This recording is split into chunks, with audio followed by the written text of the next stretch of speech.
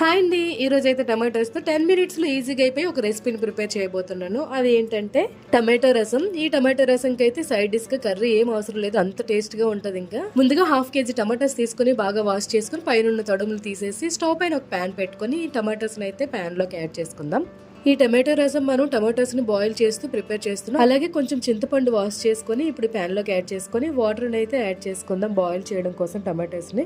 ఇప్పుడు టమాటోస్ కొంచెం ఫాస్ట్ గా బాయిల్ అవ్వడం కోసం పైన లిడ్ కవర్ చేస్తూ బాయిల్ చేసుకుందాం.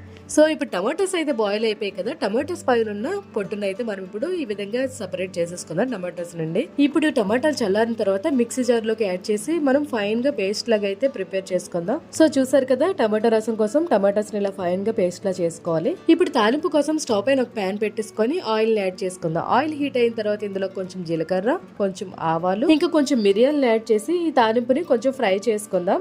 ఈ విధంగా ఫ్రై అయిన తాలింపులో కొంచెం అల్లం వెల్లుల్లి కచ్చపచ్చ దంచుకొని ఫ్రై చేసుకుందాం. ఇవి ఫ్రై అయిన తర్వాత ఇందులోకి ఎండుమిర్చిని వేసుకొని ఫ్రై చేసుకుందాం. ఇప్పుడు ఈ తాలింపు అంతా ఫ్రై అయిన తర్వాత ఇందులోకి 1 కప్పు ఉల్లిపాయలను యాడ్ చేసుకొని ఫ్రై చేసుకుందాం. అలా కొంచెం కరివేపాకు యాడ్ చేసుకున్న తర్వాత ఈ తాలింపు అంతా బాగా ఫ్రై అయిన తర్వాత ఇందులోకి ఆల్రెడీ మనం ఫైన్ గా పేస్ట్ చేసి పెట్టి ఉంచుకున్నాం కదా టమాటోస్ ని, తాలింపులో యాడ్ చేసుకొని బాగా ఫ్రై చేసుకుందాం. అలాగే ఇందులోకి కొంచెం సాల్ట్, పసుపు, కారం ని యాడ్ చేసుకొని ఫ్రై చేసుకుందాం.